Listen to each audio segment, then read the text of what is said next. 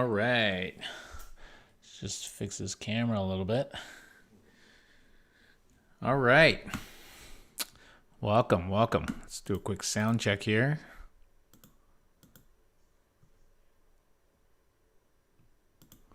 All right. Sounds pretty good.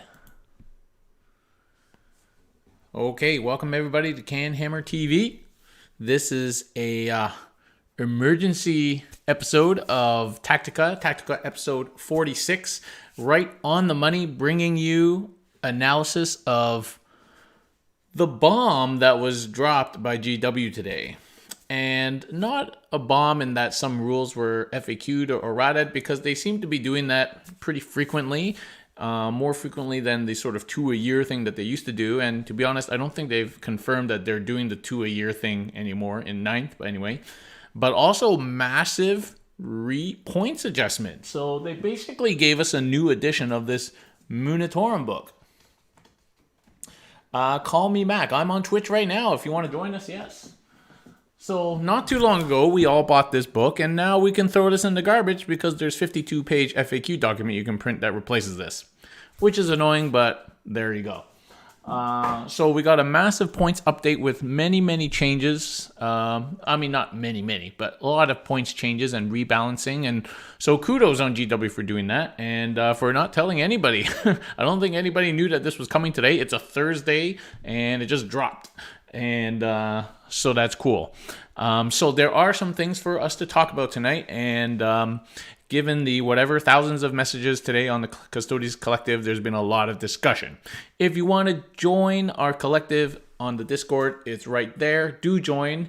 Inquisitor George has updated our file already. So check the pins in the collective channel. The new pinned PDF has all the new stuff, including Christopher Walken, aka Valerian, and Alea. So it's been updated, including all the Inquisitor changes and all that stuff. So check it out, re-download it. It's got all the new stuff. So let's dip into it. This was an unexpected episode, so try not to make it too long. This is the 4th stream this week, which is pretty crazy. I'm not going to talk about too many other factions because, first of all, I don't know what points changes they got, and for whatever reason, GW refuses to mark the points that have changed in some way. Bold, italic, little hearts, fairies, stars, rainbows, color, any color. I mean, do something. Like, mark the thing that's freaking changed. They do it in AOS. Why can't they do it for 40k? It's really annoying, especially when you're looking at old style points with the new style points. It's really annoying to look at points. And so if you don't know all the points for all the factions, you will spend too much time. So I don't know. I have just a few highlights from things I've heard or seen, and or things I know a little bit about. So we'll go over those, but otherwise we'll just focus mostly on Custodes. So apparently, to everybody, all Custodes players, great joy, Tau drones went up to 20 points. Though the drones that you buy in the groups, not the little drones that you get with each suit or whatever. For some reason, those didn't go up, but the tactical drones in the unit all went up to 20 points each, which is crazy, but I just laugh because I love it. Anyway, enough talk about Tau. Necrons, the Nightbringer, went up to 370 from 350, so 20-point hike. I mean, it's not going to break the bank, but it's nice to see that go up a little bit. And the Triarch Stalker got quantum shielding. There you go. Okay, Marines. So, rezzing ATVs is now not allowed, which is great because that was stupid, and it's gone. So the Apothecary can no longer res an 8-wound ATV from scratch. Thank you.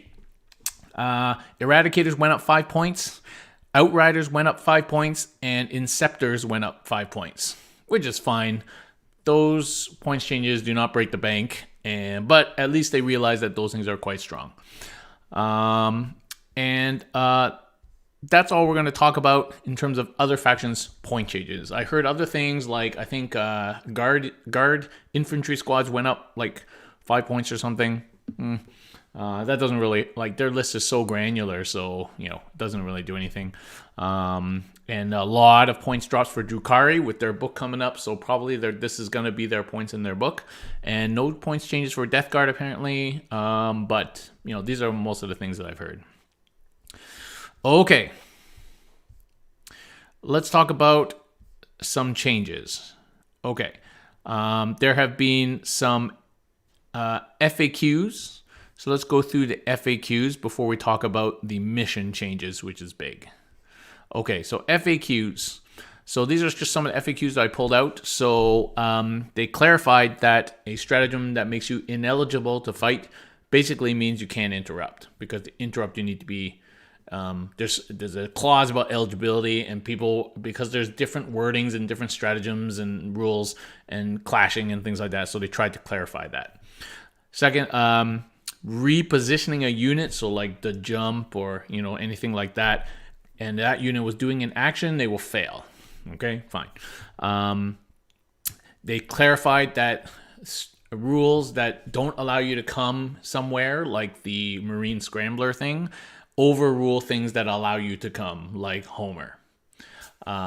So there you go. So we all kind of knew that already, but it's just putting it out there now. Those things. Okay,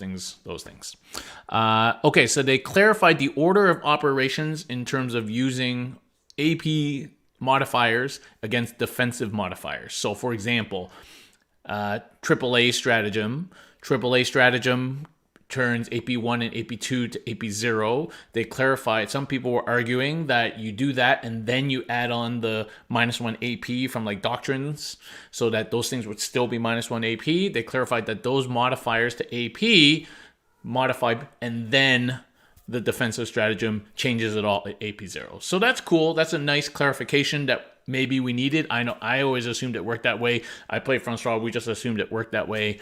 But it's nice to have that there, that AAA is still an okay stratagem. Embarked shooting, they've made it pretty clear. Embarked shooting is not allowed, is allowed, but no auras, no strats on them, nothing. And you can't affect them in any way. They're just going to pop in shots and that's it. And yeah. Okay. There's another clarification about things that count as remain stationary if they're transports. They still can't disembark from it. It still counts as moved. And they confirmed that if you deep strike in 9 inches from a ground level unit, like a unit, you're 9 inches diagonal to a unit that's like on the top floor of a rune, but your charge is actually only 8 inches because of vertical engagement range, then that is intended. So people can have a shorter than 9-inch charge if there's a verticality to that 9-inch measurement. Cool. That's how we all are playing it anyway, but nice to have that out. They clarified, finally, that large models can in fact overhang their deployment zone, and they pointed out aircraft specifically, but it probably applies to all large models, that they can overhang the deployment zone and still count as fitting as long as the base fits in the deployment zone. So this takes care of that whole Ares debacle that happened, and Ares can be used again and act first turn. There you go. And they clarified, and I guess that psychic actions, for all intents and purposes and all rules interactions, are basically like psychic powers. So you can deny them, you can use strats to deny them, all that sort of stuff. So this is a nice clarification. A couple of times that would come up in some games and be like, well, is it really like a psychic power? Is it not? So now it's clear. It's basically like a psychic power. So there you go. And there we go. So those are kind of the main highlights from like the rulebook FAQs. We're going to go over the Custodes specific ones in a bit. Before we do that, let's talk about the GT mission changes. I won't even call it FAQ because they were just changes. They were adjustments to GT missions. That's what they were. Okay, first of all, roll for first turn. If you win, you take first turn. It's no longer a choice of first turn. This is a pretty big change. This is a very big change, and it basically means you got like a random 50-50 chance of going first or not. And that's basically what it is. So it takes that choice out of it, which, and their reasons they give was that, speed the things up so there's no decision paralysis. I can't remember. They gave another couple of reasons, but I kind of don't like it. I mean, this is a game about strategy. This is a game, especially this edition. This is a game where you need to make these decisions and they can really influence the whole game. And so taking that decision out is kind of weird. And, at the most, it's going to take 10 seconds. Like, people don't think like 10 minutes about this decision. Like, come on, like how much time are we talking here, right? So I don't know how I feel about it. Anyway, it is what it is, and we'll play it. And they have made other changes to maybe make going second slightly less punishing, but that doesn't mean they should make that random. I mean, I really don't like the randomness. It's just like, it's just taking an important strategic decision point that sometimes separates good play from bad play out of the game, which seems weird. Okay. Especially for GT missions. Maybe have this in the rulebook missions, but for GT missions to have it like that, that's kind of weird. Okay. Second is the changed primary. So there was a lot of going first wins, which is interesting because I went second a lot of times. It didn't seem to have a problem, but maybe that's the nature of our army. But going first generally, I mean, the statistics will show that it's a little bit of a benefit at least. And so to balance that, and that really comes to show really at the end of the game in the 5th turn. And so to balance that, what they've done is they've changed how you score your primary in the 5th turn as the second player. So bottom of the 5th, you no longer score your primary at the end of your command phase. You get to score it at the end of your turn. And so that basically means you have a turn to grab objectives and score up to 15 points. That is amazing. That is amazing for us. A lot of the other things we want to do, we want to go second. We want to, kill more. We want to get on more objectives for the primary. We want to, do make sure we're going to be safe to do recon. Like a lot of the things you still want to do is to go second, especially with our kind of army, which is very reactionary and counterpunching. So to be able to go at the end of the game, if we're still in the game at the end of the game, we usually have a lot of stuff still working for us. I mean, even a couple of models left in a unit can make a big impact at the end of the game when a lot of your opponent's stuff is dead. And also, our entire army is OBSEC, mostly. And hopefully you've killed most of your enemy's OBSEC. And other than a few factions, there's still many armies don't have a lot of OBSEC. So, especially if we're playing bikes and Venatari and fast-moving things, our ability to get those objectives on the last turn is amazing. Like, can you imagine? Because we generally give up primary early in the game because we don't have as much board presence. So to know you got 10 to 15 points in your back pocket on the last turn of the game is huge. Huge. That means you only need to get 25 to 30 points in the first 4 turns, which is really good. So I think this is a really good change for us in the way that we play and our faction strength. So I really like this primary change. And I usually choose to go second almost all the time anyway, and so this is huge. All right, let's see who's in the chat. Mr. Funktastic, hello. Call me Mac, hello. George, shout out to George for updating our pinned PDF so quickly. Thank you, George. BJ, Darby, and Rade, usual suspects. Andrew Atkins wandered into the wrong stream, but there we go. Welcome, Andrew. We've got Dorian Snyder. We've got Y2K. Thank you very much. Thank you for watching. And yeah, So, yeah, I really like this change of scoring a second player, getting a chance to score 10, 15 points in the end of the game. I think that's amazing for us. And in some ways, we should almost play to that. Okay, I mean, it puts less pressure on you to kind of stretch that extra, 5 points for primary in the first 3 or 4 turns, because then you might, if you stay safe, you'll get a chance to score like up to 15 points in the end of the game. So I really like that. And personally, I think that for us, that might take the sting out of going second, especially if you have to play a little bit of hide hammer against certain armies. Okay, the next change is in the secondaries. So while we stand, we fight. So this secondary was, you take the three top most expensive pointed models in your army, and if they survive at the end of the game, then you get 5 points each, which was okay. It meant that for us, it was like the Telemon and Trajan, and usually like a bike captain or something like that. Those were by far our most expensive individual models, unless you ran up their Orion or something like that. And it was okay, but it often affected the way you play your characters, and you kind of want your characters doing stuff. So while it was not good, it was maybe 5 to 10 points if you were lucky. And if you were winning, it was kind of a win more. If you're losing, they would probably die and you would just lose more. And it really didn't, it felt good initially when we first started playing 9th, and then it kind of fell off the wagon a little bit.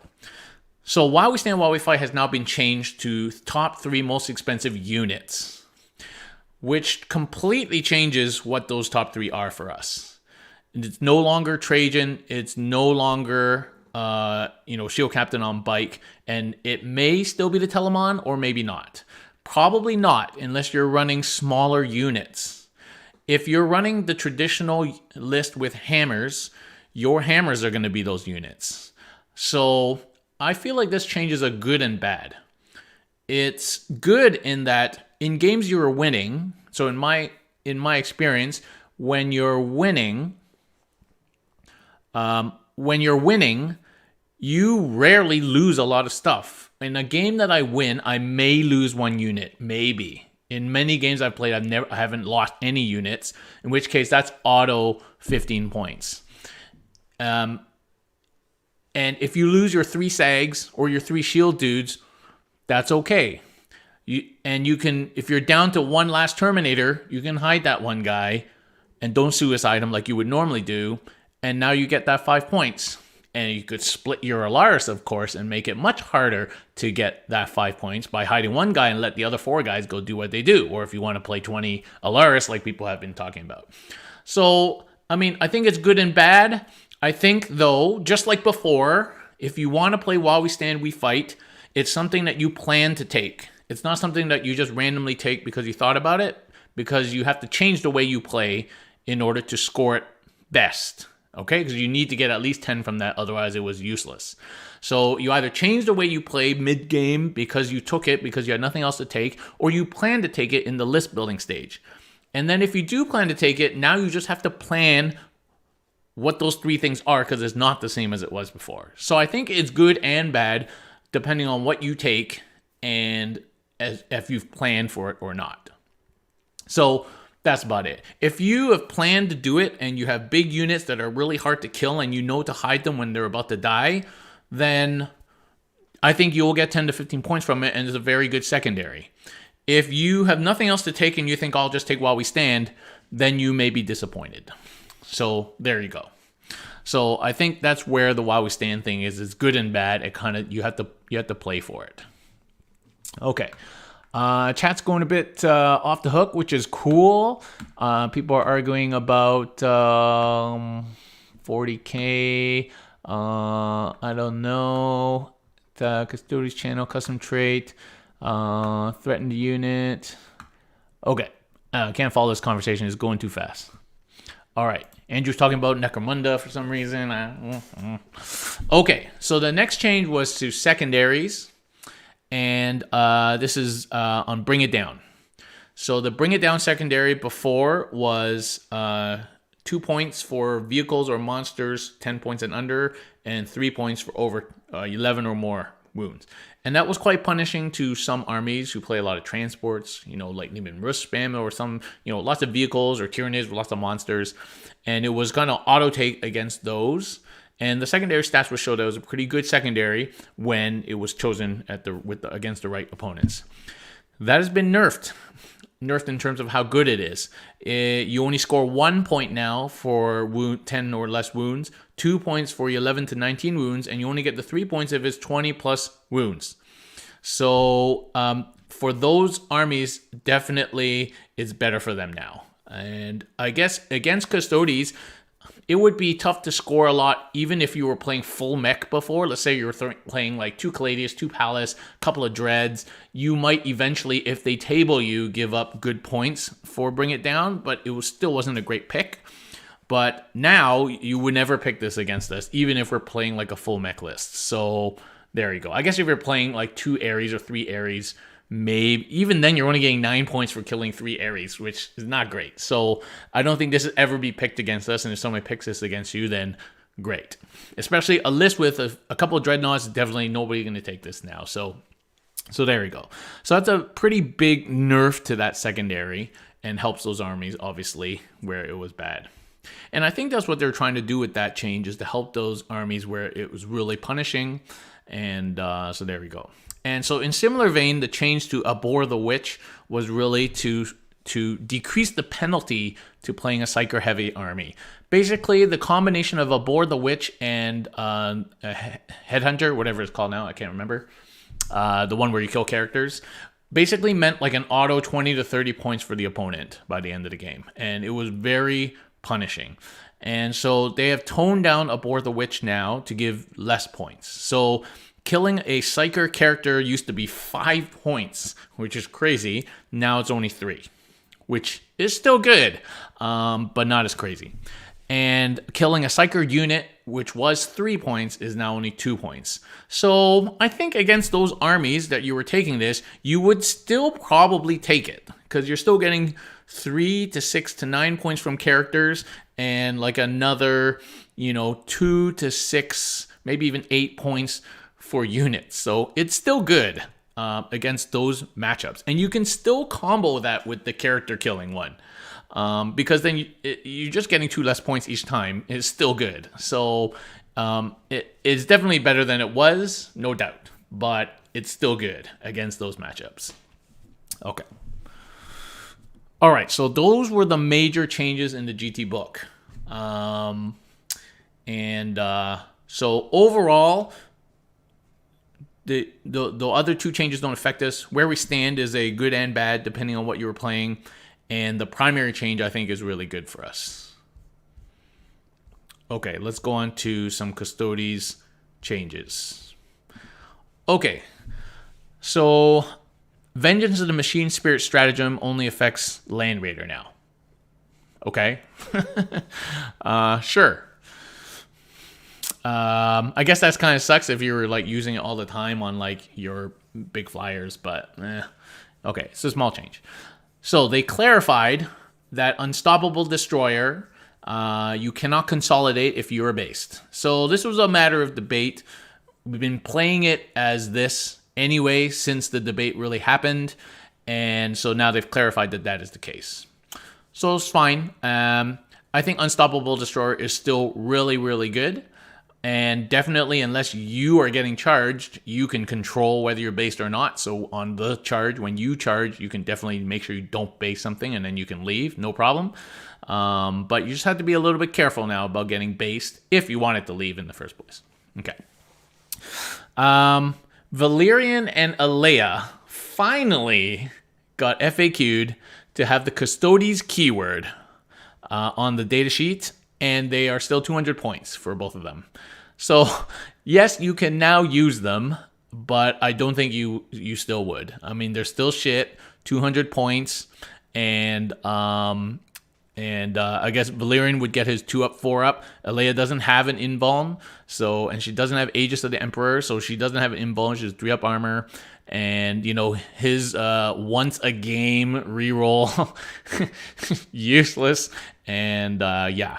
So, if we could take them separately, I would take Alea if she was like 40 points, slap her in my list, HQ or Elite or whatever, and give me access to that -1 to hit strat. I would love that. I would take her in a heartbeat if I could take her by herself. I don't want Christopher Walken. I don't want that dude. He's useless to me.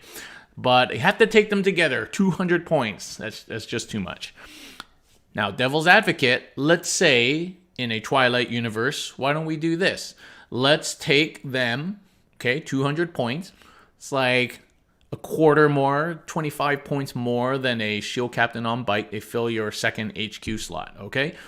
And instead of having a guy running around harassing and doing stuff, you park Christopher Walken at the back on a backfield objective that he just sits there the whole game.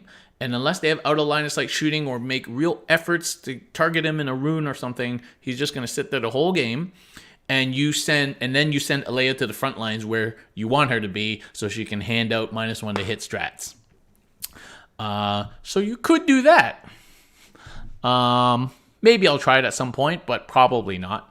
And I'd probably just use a Shield Captain model for Walken and paint up my my Genetia Crawl model to use as Alea. But anyway, there we go. So yeah, it's they're still not good, and because we asked, George has put them in our PDF. But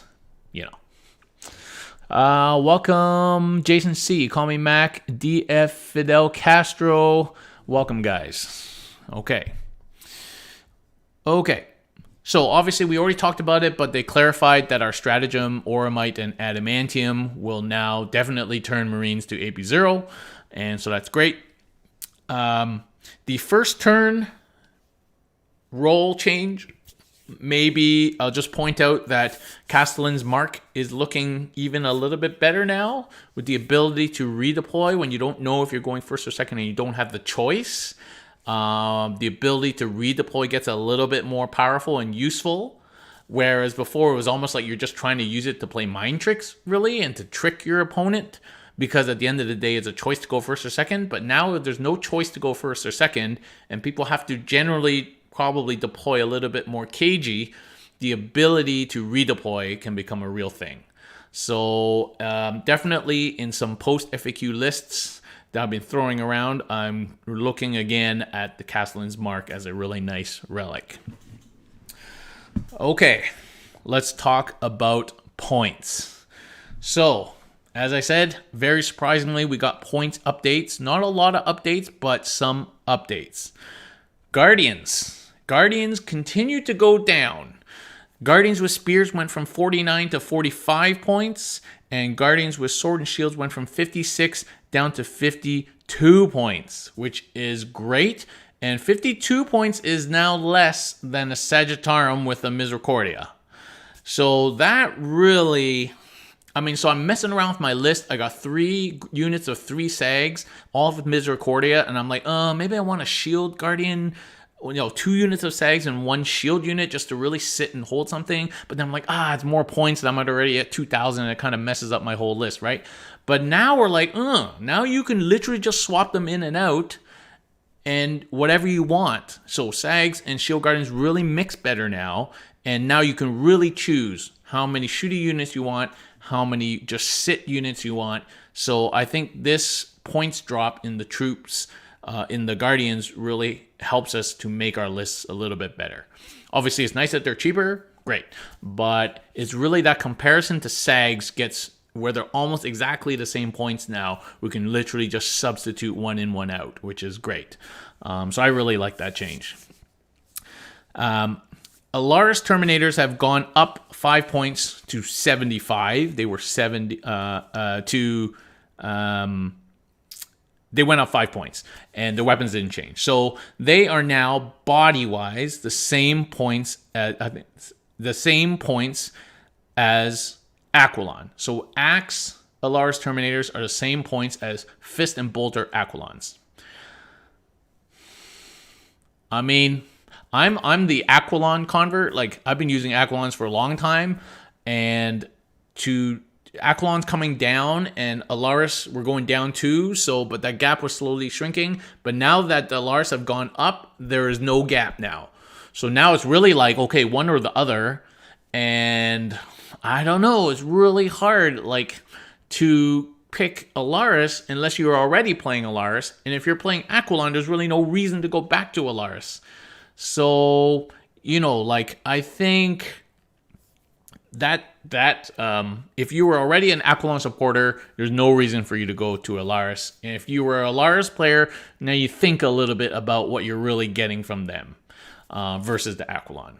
But yeah, it's 5 points, so it's a small change, but it's a significant change. And the other significance of it is that now that gap between troops and Terminators has widened. The troops have gone down and the base Terminators have gone up. So there's a much wider gap now. And that's important, that gap, because of how you perceive these units, right? So that gap, and then the other gap we're going to talk about in a second is between Terminators and bikes. So, the interplay of troop, elite, bikes in our army is actually a very important dynamic to our list building. Troops, elites, bikes. And so the way these things shift around really influences your list building. You may not have thought about it in that way before, but you should. And so any points change in any direction for these units is a big deal. So now what we have is troops going down, Terminators going up, and bikes coming down. So that makes this much more clear. You're taking troops anyway. They're getting cheaper. That's all good. But now this becomes more muddy. You've got the two Terminators now that are the same points cost, and then you've got the bikes coming down into the same points bubble, and now you're trying to compare Terminators and bikes. Whereas before, at least there was a gap, right? So this is a very interesting list building dynamic that we're thinking about right now, which is cool. Okay. So as I already mentioned, and we'll talk about that now before we go to Vexilla. So bikes. So Dawn Eagle jet bikes went down to 85 points. I believe this is the first time that the base bike is dropped without any corresponding weapons changes. And as we said fairly recently, I always felt like they never wanted to drop bikes for the fear that they would take over and everybody would just be blasting bikes again. Maybe we'll start doing that now. But bikes are down to 85 points. A single biker with a salvo is now the same points as an Aquilon with an Adrathic. This is a compelling comparison. So these are two very different units, an Aquilon Terminator and a biker.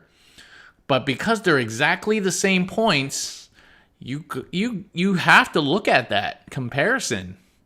So yeah, that's difficult to compare. How do you compare a foot slogging Aquilon unit with a bike unit, right? It's very difficult. Salvo shooting D6 damage, strength 8, -4, with a strat can re-roll D6 or take the highest D6.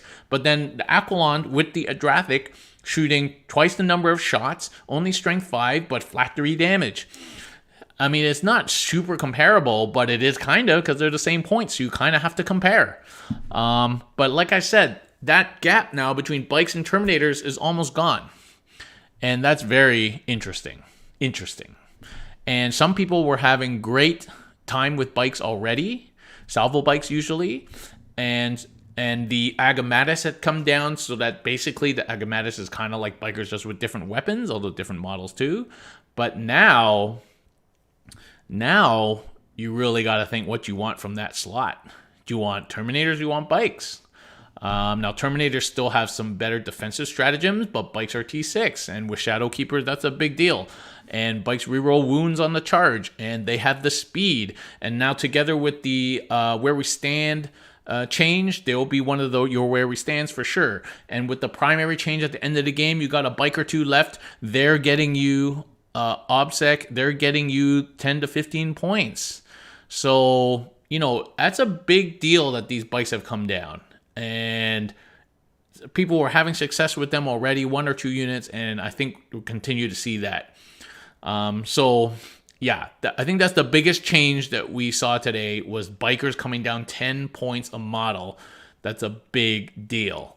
And I think I'm really going to have to put some bikes back in my list. Those Agamatis for, 100 and something really looking bad now. So again, these gaps, right? It's all about the gaps. So yeah, I think we got to look at that. And really, somebody needs to do the math. Like, what's better, 10 Adrathic shots into Death Guard versus 5 salvo shots spending a CP as well. Without a CP, you're not. It's not reliable. So there's that as well, right? So, yeah, I think that's a big change. Bikes dropping to 85. So, that's a tough one. Okay, and finally we come to the Vexilla. So the Vexilla didn't really change. Except one thing one thing is that they did not reprint the costs for the Vexillas. So as I said in the chat earlier, the Vexilla is a rule. Okay, it's a rule on the data sheet. So according to the chat, Adrathics won against Death Guard, but. Anyway, flat damage usually wins out, but yeah. And we'll see when we get our codex, like, if the salvo weapons get a little bit more reliable damage. But anyway, so we were talking about oh, you guys threw me off now. What were we talking about? Oh, the Vexilla. Okay. So the Vexilla is not war gear. It's a rule on the Vexilla datasheet that happens to have points with it, depending on which rule option you pick. That is really actually quite awkward, and we just put up with it because it doesn't really matter. But now it kind of, if this is a mistake or maybe it's not a mistake, then that's kind of weird. Really, they should turn the Vexilla rule into war gear, and you pay for it, and it's listed under the Vexilla entry. And it used to be in the old style points that they had Vexilla weapon options and all the weapon options separate, and then the Vexilla points in a separate section. But in this latest update, it's gone. There's no points for the Vexilla. There's it's just Vexilla, the weapons, and then that's it. There's no points for the actual banners. So a lot of people getting excited that now the Vexillas, the banners, are free. And Raw, I guess they are free because there's no points for them. There's no points for the banners. So there you go. If that is true, which I highly doubt, and I suspect that this is a mistake and it will be FAQ'd and errataed shortly, because that's like 10 to 30 points reduction, which is too much. If it is true, I just recently took the Vexilla out of my list. I think he might go back in because it's basically free. If it's not true, then nothing changes. So watch this space. We don't know. I think it needs the FAQ for the FAQ because quite clearly this seems to me to be just an omission. But what they should do is change the Vexilla rule into war gear. So that's what I feel. Anyway, so we'll see. If in fact this is intended, then cool. Very cool. Maybe even double Vex becomes a thing again because you can almost get 2 Vexillas for like the price of like one, Imperius or whatever. Right? So anyway. Okay. So that's it.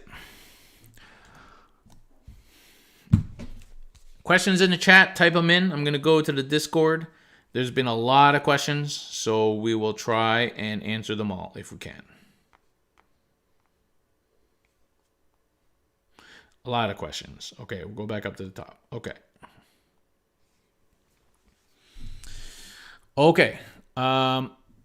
Alaris now 75. Where we stand, where we cite rules. Are they good? Okay, so a lot of people have been talking about, and before this change, they were already talking about 10 or 20 Alaris, splitting both units and just being obnoxious with 20 individual Terminators, which is fine. I personally don't want to play that, first of all. Second of all, I think you will come against matchups where you will just get no trouble killing your individual dudes. In fact, you may be playing into their hands.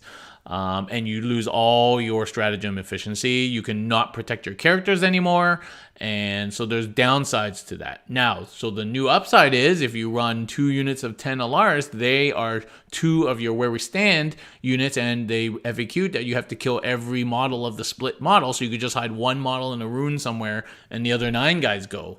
Sure. I mean, you're basically using that to get 5 points, maybe 10 points. I don't know. Seems a lot to sink in for 5 to 10 points, and you lose a lot in those units. Now, if you're already playing that list, then now you've just got an easy secondary. But if you weren't playing that list, I wouldn't go out and buy 20 Alars Terminators to play that list. All right. Banner now free. We talked about that. Cheaper stuff. Yeah, we talked all about that. Okay. Okay, new viability versus Praetor, so we talked about that. Biggest win, so I think the biggest change was the primary change in the GT missions and the bikes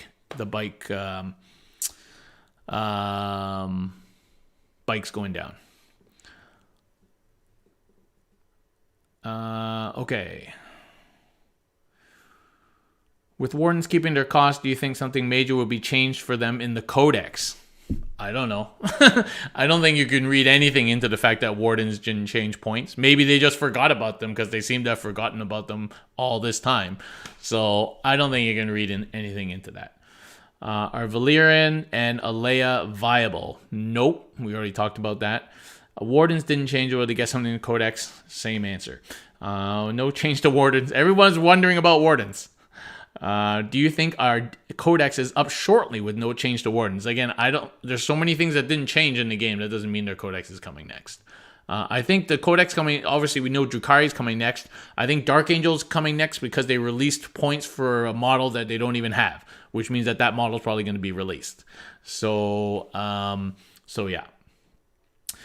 So questions in the chat. Bikes comparable to Terminators. Could bike span come back? So we kind of talked about that. I think people have already had success with bikes. So I think definitely bikes could be making a good comeback now. Much cheaper. And with the primary scoring changes, bikes really help with that. Forge War points did not change at all for any of our units. Okay, Valyrian Alea now legal for match play after 9 months. What do you think possibilities are for the next Codex? I don't think Valyrian and Alea becoming legal has anything to do with the next Codex. I think they're just correcting a problem that they should have corrected ages ago. And could we see more of a Talons Codex versus just an Adeptus Custodes one with SOS? Well, we all hope that there's more synergy between Sisters and Custodes, because right now it's just one tacked onto the other and not very well tacked on. So we can hope. What changes would need to happen with Sisters to make them a competitive choice? I'm assuming you mean as part of a Custodes army, and we've talked about this many times. I think they need an HQ that we could just take by itself, and so maybe allowing us to take Alea separately would be nice. Girls need to be troops, and I think if they made those 2 changes, they would be perfectly fine. Okay. The other change that I really want to see, which won't happen, is a Death Watch style where we can just put 1 girl into a unit and give them psychic protection. I don't think that's going to happen. Okay, how will change to primary objectives affect Custodes going second? We talked about that. Could you do a small segment on allies, or you could do a full breakdown cast on what armies? I think we already talked about souping a while ago. If you look back in the Tactica, yeah. So I think we did talk about that on one Tactica, I think. Yeah. Okay, Sagittarian versus Guardians. Yep, so we kind of talked about that already. Does Where We Stand, Where We Fight change hurt the Telemon? Well, I don't think it hurts the Telemon. It just means the Telemon won't be one of your 5 points. Or it may still be, depending on your units, but not unless you're running pretty small units. But yeah, I don't think it hurts the Telemon, just your Telemon is no longer the target. Okay. Please compare troops, sags to shields. Yeah, so we did that already. With the changes to secondary scoring, should Custodes be building heavier into Warcraft and Shadow Ops? Taking Psychic out just seems much better since losing a boar isn't a big deal now. So as I already talked about, I think a boar is still very good. And I'm not sure that adding a random Psychic really adds that much to our army, to be honest. So yeah, I think people have to try that out. But I think against those matchups, Abor is still very good. And Shadow Ops and Warcraft, I can't. I'd have to read up on what those secondaries are because I can't really remember. Do you expect to see less Telemons now? So I don't think that people who play Telemons, I mean, a Telemon's not that hard to kill these days, and so I don't know. I don't think the change to where we stand really will make people not bring Telemons anymore. I think the Telemons were brought for lots of reasons, not just while we stand. Is the Ares more playable again? Well, it's playable now, without argument. At least you can deploy it and do stuff on the first turn, so that's obviously a bonus. And so the bombs in terms of dealings with Satan. So obviously being able to bomb a Satan would be useful, yes, but I wouldn't bring a 450-point model just to deal with one model of one faction. But yeah, I think if you want to play an Ares, then sure, at least that big problem and argument is gone now. Salvo Bikes versus Adrathic. So we talked about that. Virtus Praetors versus Agamatis. Well, I think Agamatis are again looking overpriced now that the Bikers have come down 10 points. I mean, probably the Agamatis need to come down 10 points, right? Right? Like if we're talking, these two are basically exactly the same, just models made by two different people. And so these two bikes are basically exactly the same. They just have different weapon loadouts. So the Virtus Praetors coming down 10 points. The Agamatis got to come down 10 points. I mean, they probably didn't change that because they just released the freaking Forge Rulebook. That'd be very annoying, but they could have. So it's, yeah. So, and maybe the fact that the all the weapons came down in the Forge World update for the Agamatis is why their body points didn't come down, because they want the Agamatis to be more expensive to account for the weapons. It still seems bad, right? Like you're paying for a bike and then you're paying for weapons, and the two bikes are exactly the same. So yeah, I don't know what we're gonna do with Agamatis bikers. Bikes versus Venatari. Well, I mean, Venatari is still a lot cheaper. So this points drop obviously helps the argument of Bikes versus Venatari, but the arguments why they're not comparable are still the same. They're different points cost, different kind of functions, different weapons, stuff like that. So it's hard to compare those two units. Okay. How was getting the vaccine? Yes, so I spent this afternoon and evening before coming on here giving vaccines to people, and actually people don't turn up to their vaccine appointments. Boggles, but yes. And so with the leftover ones, they have to use them because they only keep for 6 hours. And there's a bunch of us physicians there who had not had our vaccination yet, and some of us are in higher risk specialties like myself. So got my shot, and yeah, so it's cool. I mean, it's just like a flu shot, no problem. It's no different, and so I have now got my vaccine, and I gave 25, 30 people a vaccine tonight. So that was cool. But yeah, boggles the mind. Apparently, 10, 15 people every night don't come for their appointment. So it's disappointing. But there's plenty of people working in those clinics who are volunteering. I volunteered myself, and they gladly will accept a dose of vaccine so it doesn't go to waste. So there we go. Okay, let's see. What are the questions? Hui wants me to jab his arm. Well, he's stuck in lockdown Toronto where we should build a little wall around. So no jab for you, man. Let's see. Bikes back. Okay, I'm just going back up the chat. Make sure we caught everything here. No points equals illegal banners. How many points to change bike seat? He's obviously a fan of all my cycling posts. I think we got everything. Let's see. I think Russell had a question. Oh, here. Thurgood had a question. Starting Custodes, cost not a factor. Which term is to buy?